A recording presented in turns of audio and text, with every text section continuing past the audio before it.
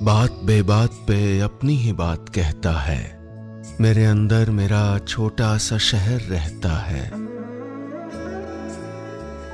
दोस्तों, मेरा नाम है नीलेश मिश्रा। कहानियां सुनाता हूं।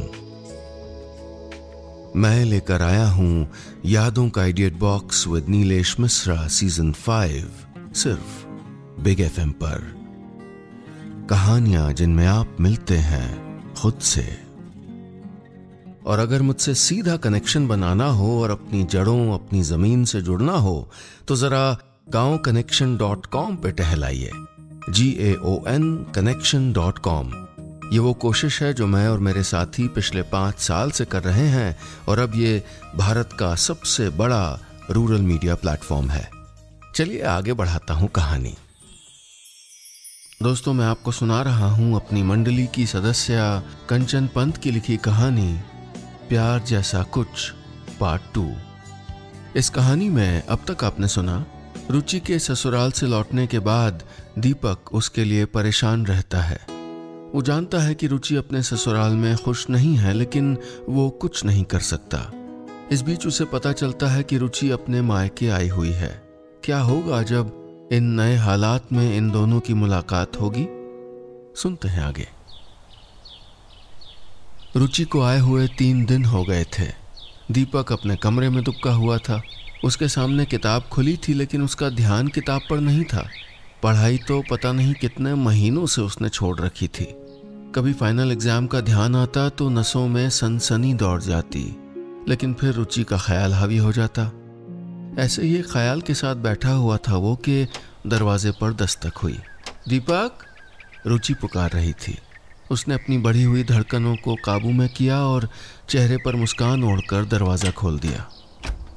दरवाज़ा खुलते ही रुचि ने एक हाथ से उसको किनारे किया और धड़धड़ा कर अंदर गई और धम से चारपाई पर बैठ गई। 3 दिन से आई हुई हूँ, एक बार ये ना हुआ तुमसे कि आके मिल ही लो, उसने कहा।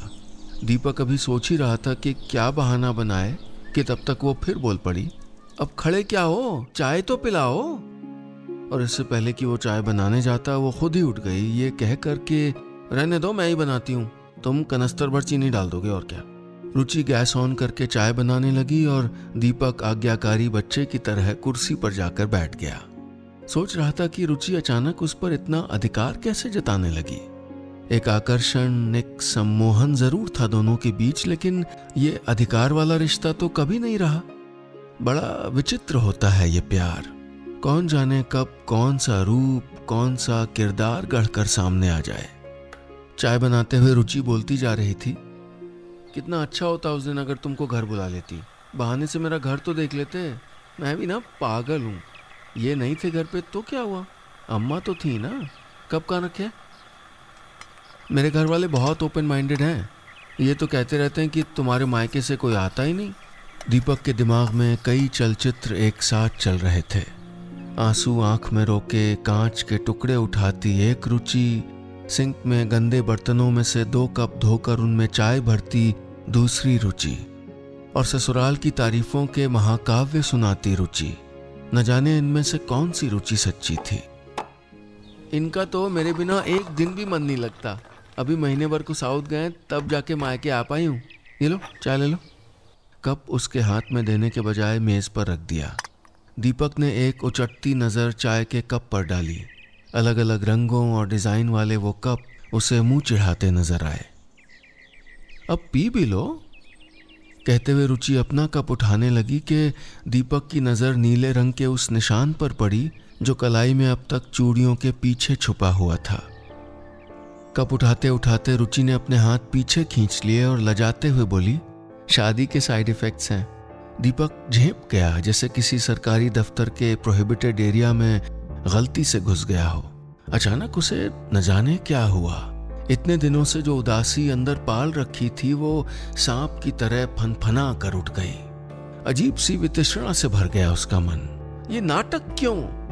क्या सिर्फ उसको जलाने के लिए? ये कहानियां अपने मायके वालों के लिए बचा के रखो, मैं सब जानता हूं। रुचि स्तब्ध हो गई।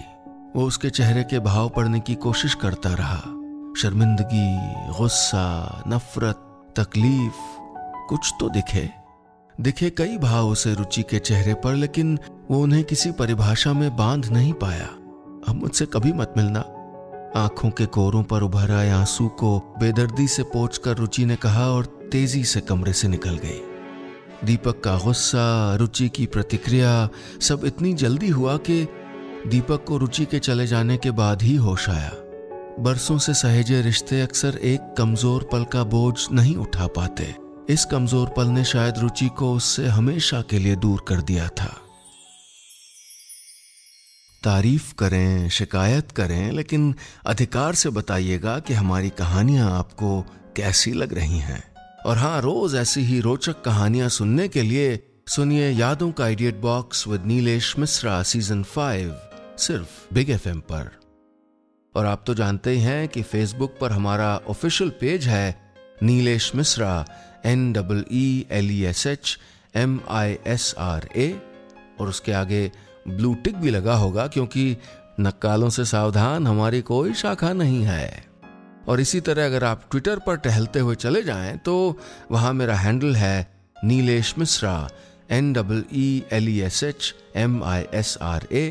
इंस्टाग्राम पर भी मेरा हैंडल है नीलेश मिश्रा NEELESHMISRA। तो भैया मैं कहां तक बचूंगा आपसे, आप कहीं ना कहीं तो मुझे पकड़ ही लेंगे। चलिए मिलते हैं बहुत जल्दी नई कहानी के साथ। सुनते रहिएगा यादों का idiot box with Nilesh Mishra season 5 सिर्फ बिग FM पर।